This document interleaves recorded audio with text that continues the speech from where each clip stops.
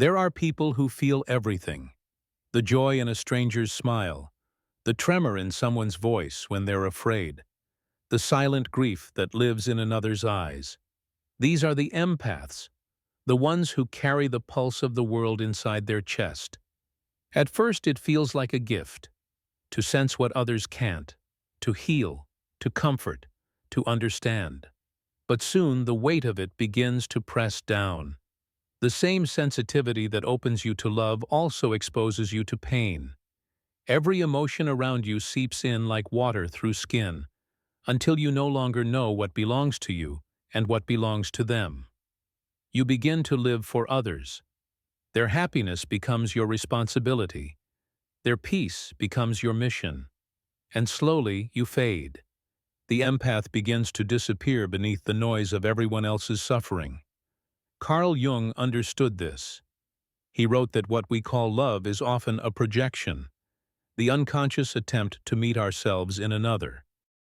The empath does not simply care too much. They see themselves in the wounds of others, and they chase the reflection, as if saving it could finally make them whole. But what happens when you give endlessly from an empty cup? You begin to confuse exhaustion for virtue. You begin to believe that being needed is the same as being loved. And the more you give, the more invisible you become. The empath's curse is not feeling too much. It is believing that feeling everything means you must fix everything. You cannot bear to see others in pain because their pain awakens your own. And so you run toward it, hoping that if you can heal them, the ache in you will quiet. But Jung would say this is how the shadow disguises itself, not in cruelty, but in kindness that forgets its own boundaries. The empath becomes the caretaker of everyone's darkness except their own. You start to sense this imbalance, yet you can't stop. The world teaches you that love means self-erasure, that goodness means being available, that peace means pleasing others. And so you keep giving, even as you sink. You begin to attract those who feed on your light, not because they are evil, but because they have forgotten their own. Energy seeks balance, and your endless offering invites emptiness to fill it.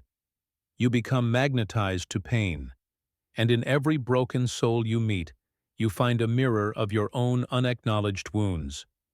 Jung called this participation mystique, the unconscious fusion between two psyches.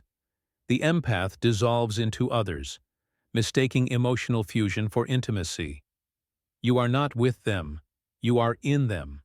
You feel their storms as your own. Yet beneath all this, something inside begins to whisper.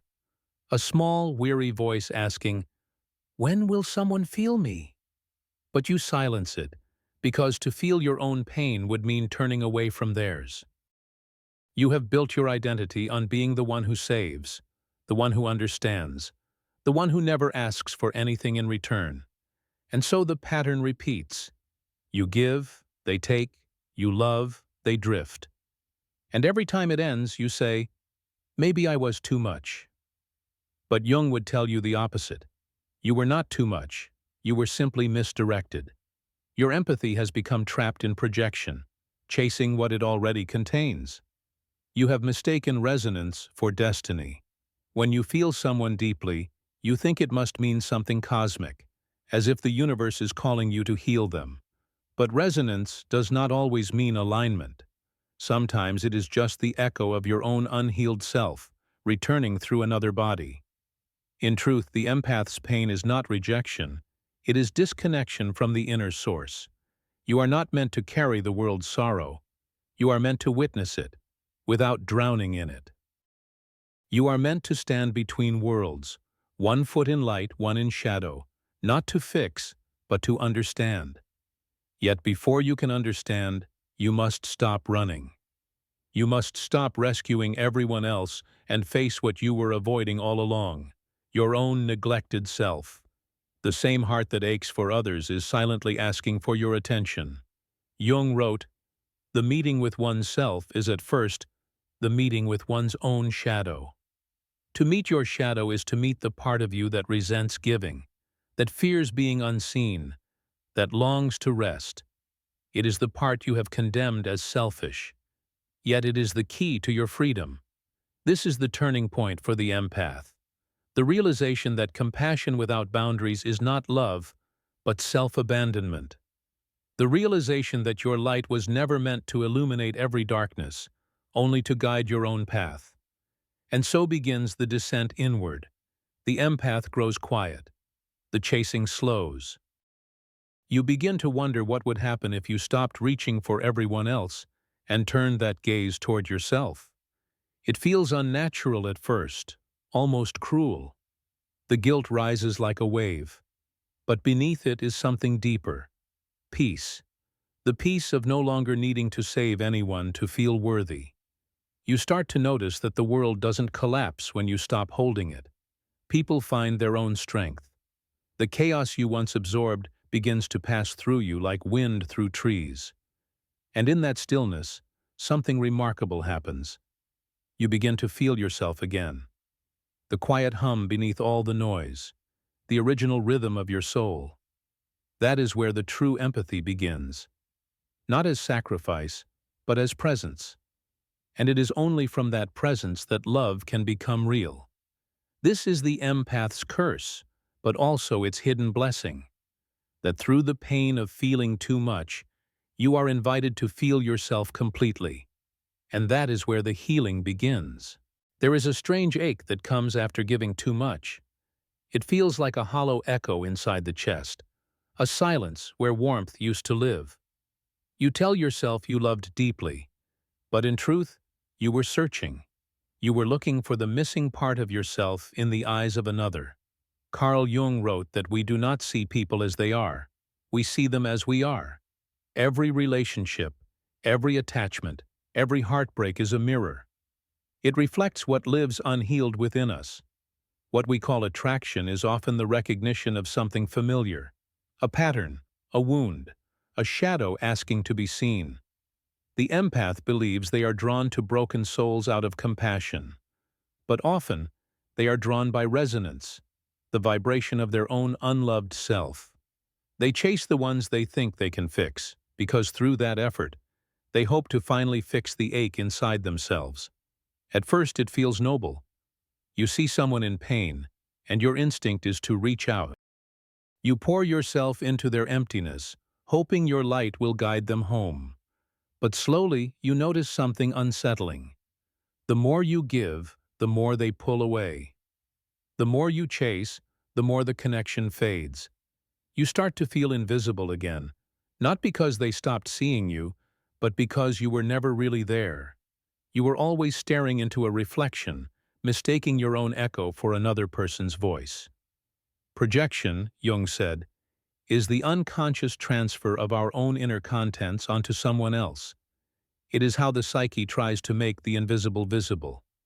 You project your compassion, your wounds, your need for love, until the other becomes a screen for your inner story. And as long as you chase that reflection, you remain outside yourself. That is why every empath feels both addicted and exhausted. The addiction comes from the illusion of reunion, the fantasy of finally merging with what was lost. The exhaustion comes from the truth that you are chasing your own energy, scattered across faces, names, and memories. You fall in love with mirrors that do not know they are mirrors. You love what you gave away. You suffer not because they are cold, but because they cannot give back what you abandoned within yourself. There is a cruel beauty to projection. It disguises itself as destiny. You meet someone and everything feels fated. The timing, the intensity, the familiarity. But what if that recognition isn't from a past life, but from your own psyche calling out, "Remember me"? In Jungian psychology, this is the beginning of shadow work, the confrontation with the part of you that lives inside others. The shadow is not just darkness or pain. It is everything you have exiled. Every emotion you were told to suppress. Every need you judged as weakness. Every truth you decided was too much to carry.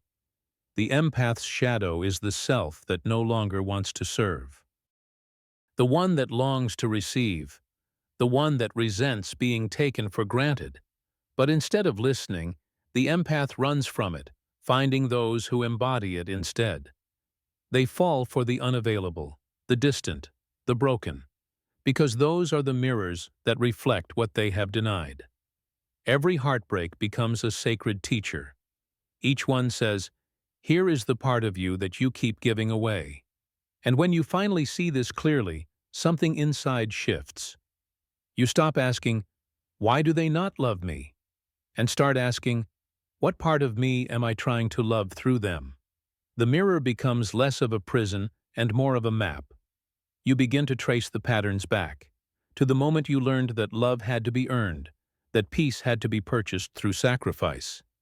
You see how you have been reenacting the same story over and over, hoping for a different ending.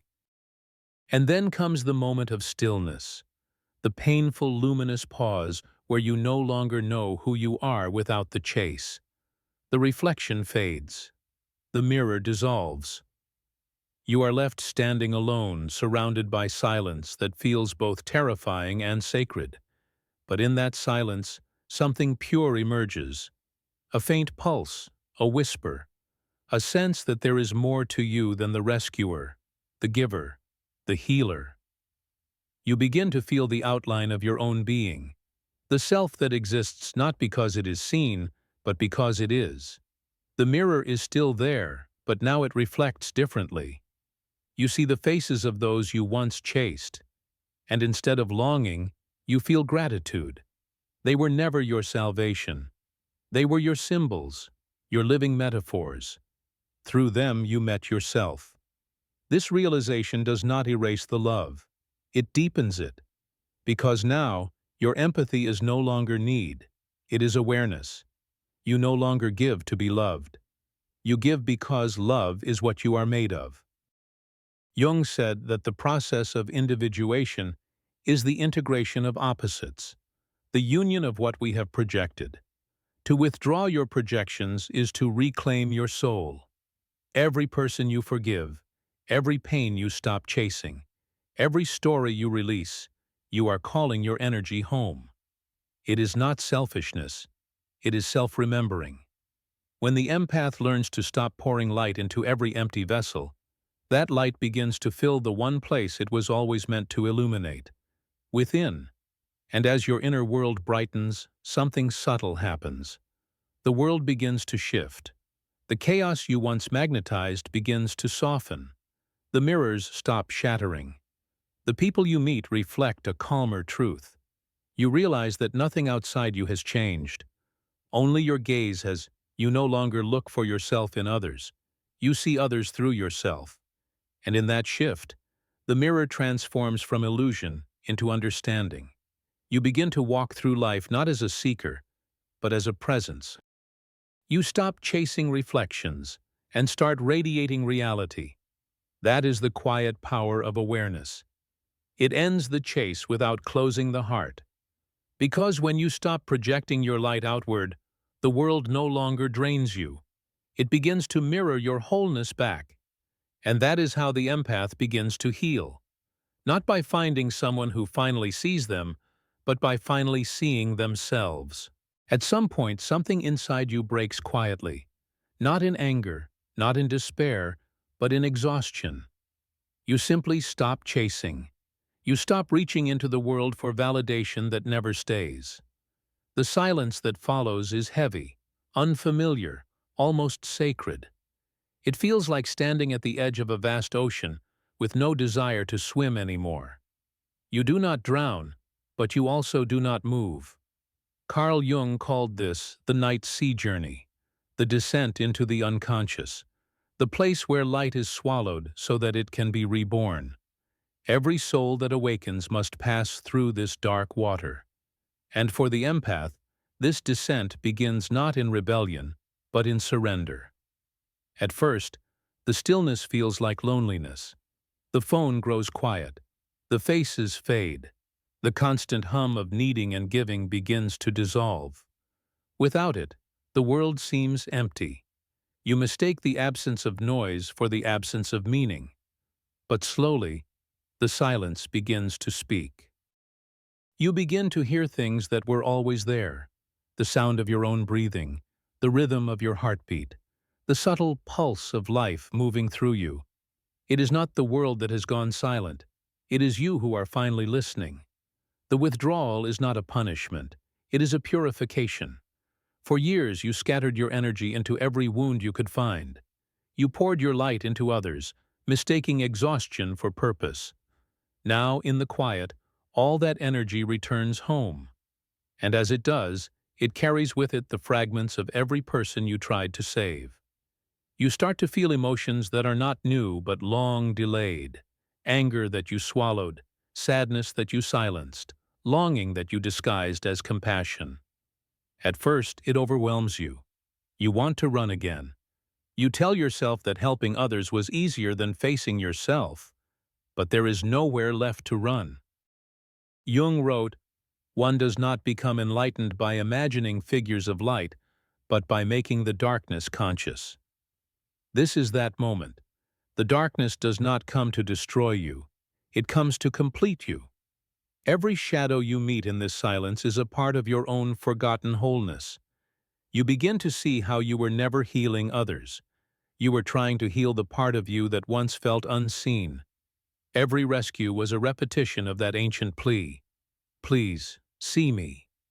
Now the mirror has shattered, and there is no one left to see but yourself. The mind protests.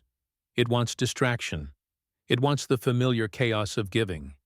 The silence feels like death to the ego, because the ego was built on motion, on saving, on searching, on doing. But the soul thrives on stillness. It grows not by chasing but by returning. You notice the air around you differently now. The light in the morning feels softer, slower. Time stretches. You are no longer moving through the day. The day is moving through you. The boundaries between inner and outer begin to blur. You start to remember who you were before you began performing for love. The child who once felt deeply without fear, before empathy became a mask. That innocence is still there, waiting beneath the weight of years. It does not demand, it simply exists. In this stillness, you realize that loneliness and solitude are not the same. Loneliness is the hunger for others. Solitude is the meeting with oneself. You are beginning to experience the latter. It is uncomfortable, but it is honest. The withdrawal is an initiation. Every mystic, every artist, every soul that has walked the path of transformation has entered this place. It is the womb of the new self, the alchemical vessel where the gold begins to form. The outer world dims, so the inner one can ignite. There are days when the silence feels unbearable. You question everything, your worth, your purpose, even your sanity. But then a small moment appears, a single breath of clarity. You realize that you have not lost the world. You have only stepped outside its illusion. Without the noise, you begin to sense subtler things. The quiet guidance of intuition, the faint shimmer of meaning in ordinary details. The psyche, now unburdened, begins to reorder itself. The fragments start to find their way back to the center. You remember the words of Jung. The privilege of a lifetime is to become who you truly are. This now is the price of that privilege. The solitude, the silence, the slow undoing of everything false. There is grief in this process. You mourn not just people but versions of yourself, the giver, the rescuer, the believer in endless light. You bury them gently, not in shame but in gratitude. They were the bridges that brought you here. And as each role fades, something timeless remains. A presence that does not need to be useful or needed to exist. You begin to feel that your value has never been in what you give, but in what you are. Sometimes you catch a faint glimmer in the darkness, a golden thread weaving through the quiet. It is not dramatic. It does not announce itself. It simply hums with peace. You begin to understand that this is what you were chasing all along. Not love from another, but the stillness of being.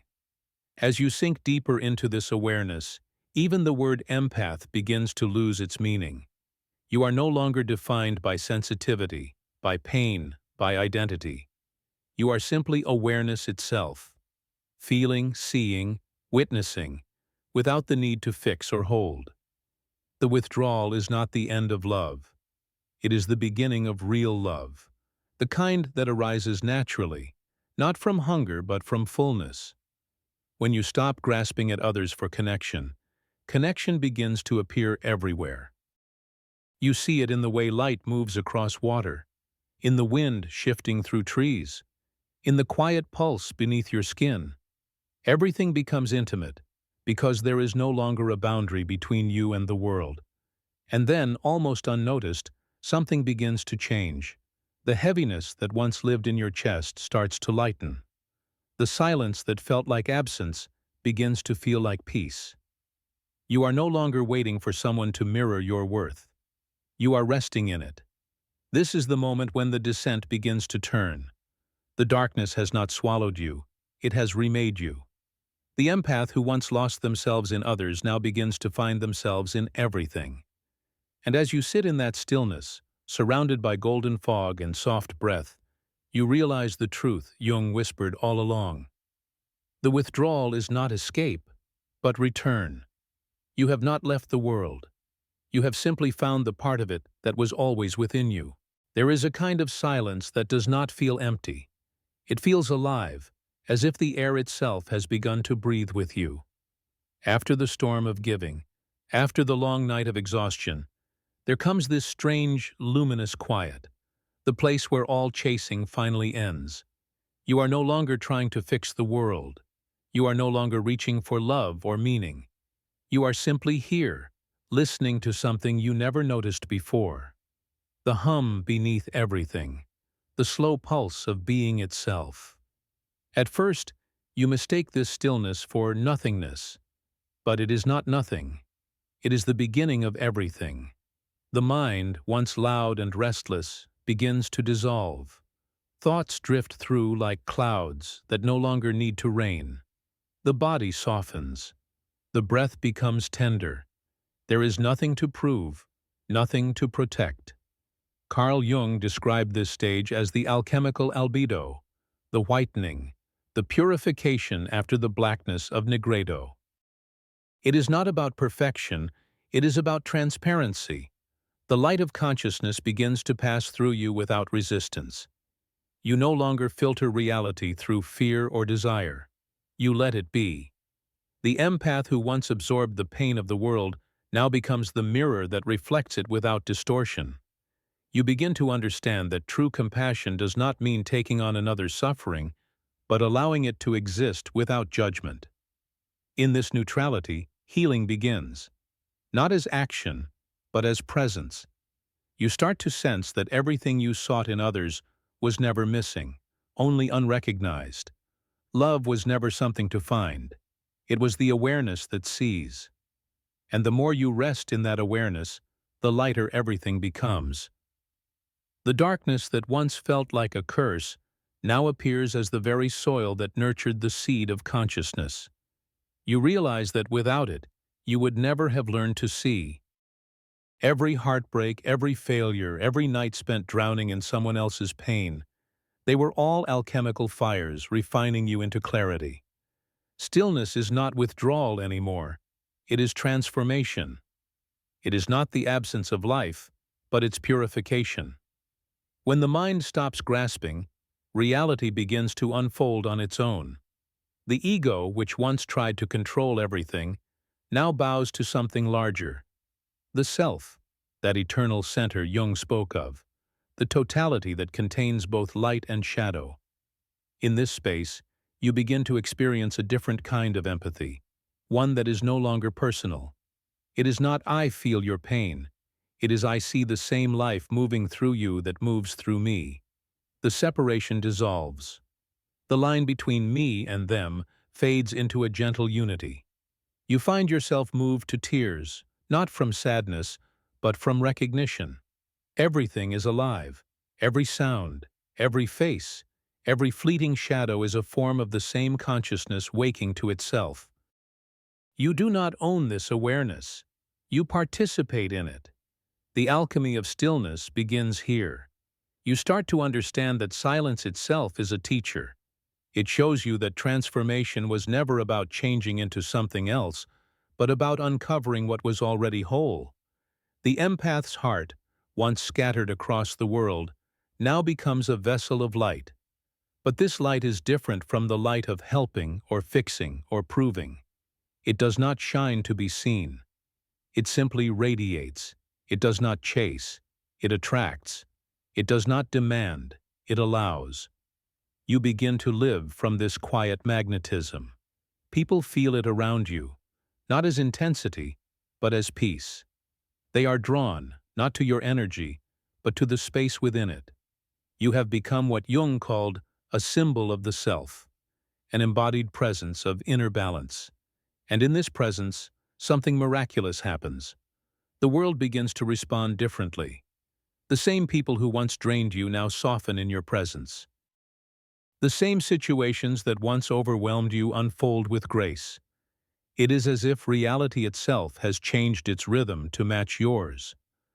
But nothing outside has changed. It is still the same world, the same stories, the same chaos. What changed is the quality of your attention. You no longer meet life with fear or resistance.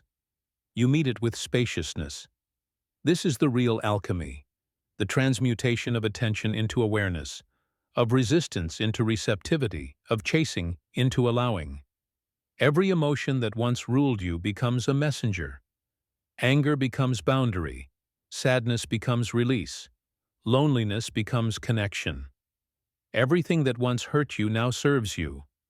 You start to notice how beauty reveals itself in ordinary things: light on water, wind in trees, silence between words. You realize that the same intelligence that made the stars is shaping every breath you take. You are not separate from it. You are it, momentarily human.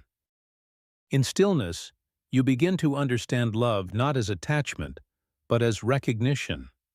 It is not about possessing or merging. It is seeing something and saying, "I know you because I am that too." This realization does not make life easier. It makes it truer. You still feel pain, but you no longer suffer it. You still see darkness, but you no longer fear it. You have seen what lies beyond. That every shadow, when illuminated from within, becomes light. You begin to forgive, not because others deserve it, but because you no longer want to carry the weight of resistance. Forgiveness is no longer an act. It is a natural consequence of understanding. When you realize everyone is acting from unconscious patterns, compassion arises spontaneously. The empath who once lived in emotional chaos now walks in quiet radiance. You no longer need to save anyone, because you finally understand that there was never anything to save, only things to see. And when you see clearly, the world begins to heal itself through your vision. Carl Jung once said, "The privilege of a lifetime is to become who you truly are." In the alchemy of stillness, you realize that you are not becoming anything. You are remembering. The silence that once frightened you now feels like home. The solitude that once felt heavy now feels full. The stillness you once avoided has turned to gold. You no longer chase light because you have become it. You no longer fear the dark because you understand it is only unrecognized light. The world moves, and you move with it, not as seeker or savior, but as witness, as awareness, as peace itself. This is the quiet brilliance of alchemy. Nothing was added, nothing was taken away, and yet everything has transformed.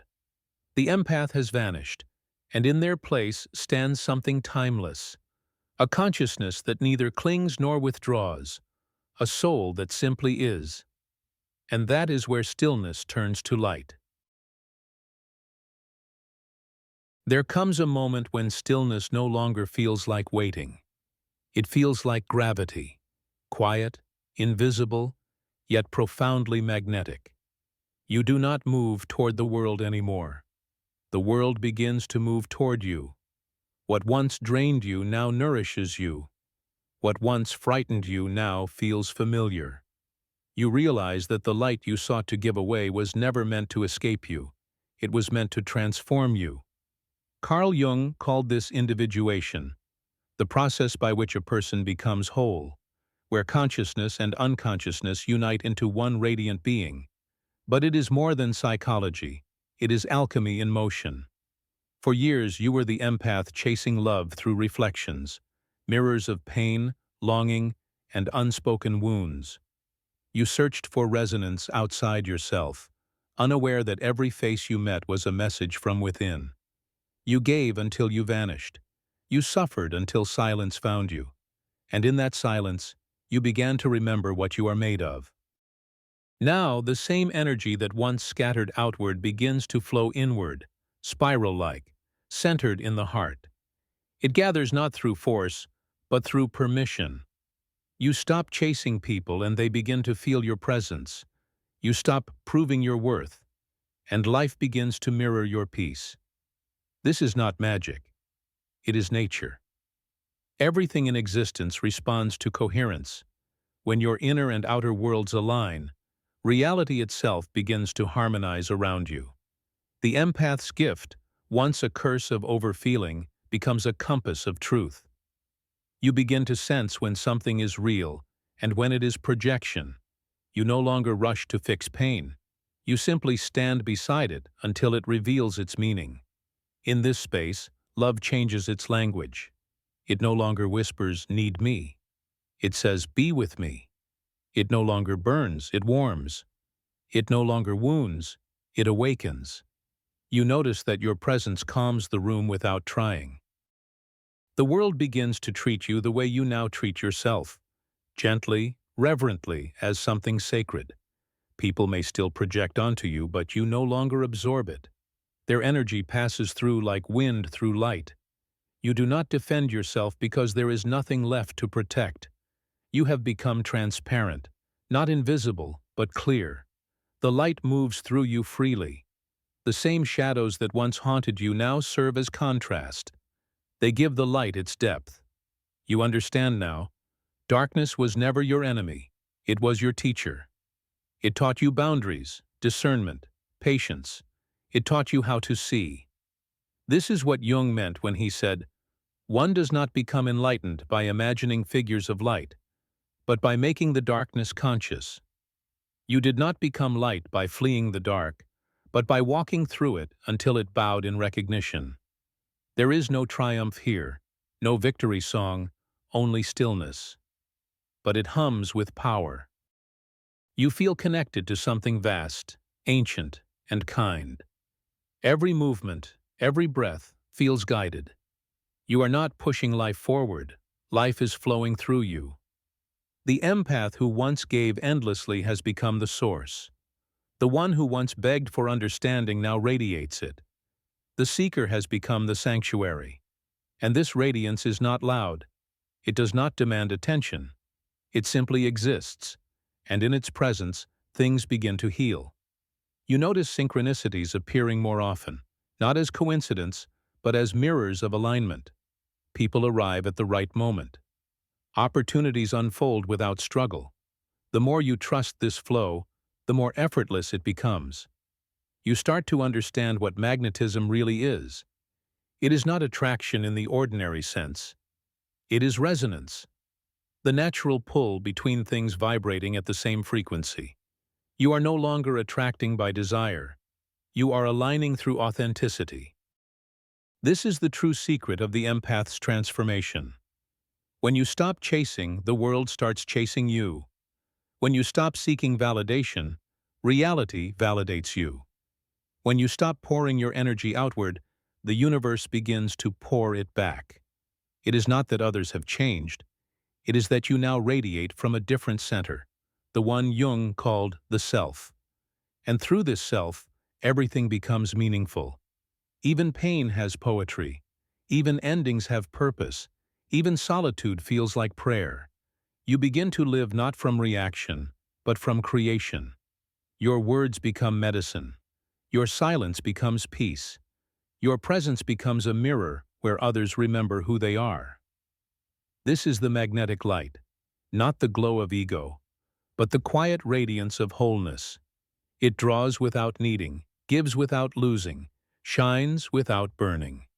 You walk through the same world as before, but now you see it illuminated from within. Every shadow has soft edges. Every wound carries gold. Every human face is a reflection of the divine mystery waking up to itself. And when you look into the mirror now, you do not search for what is missing.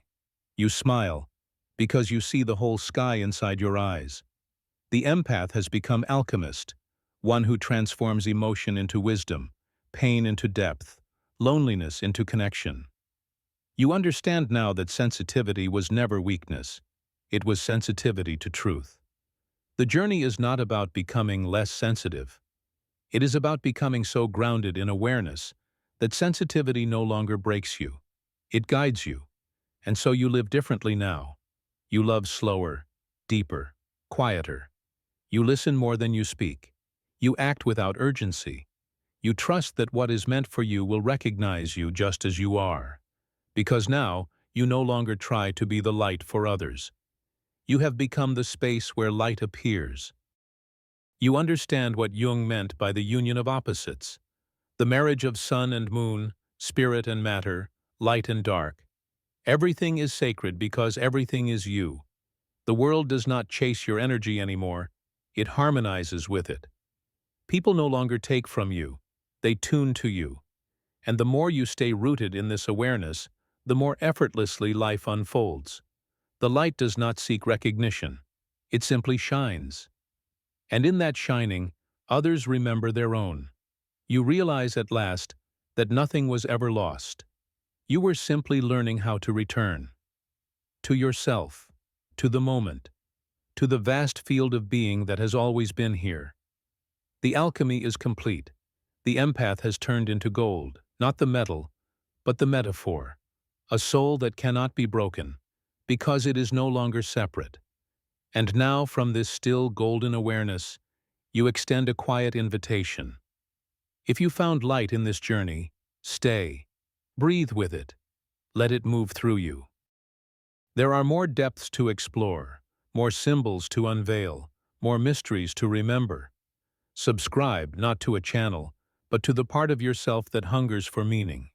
Let us keep walking together through the mirror, into the luminous field where shadow becomes light, and love becomes awareness.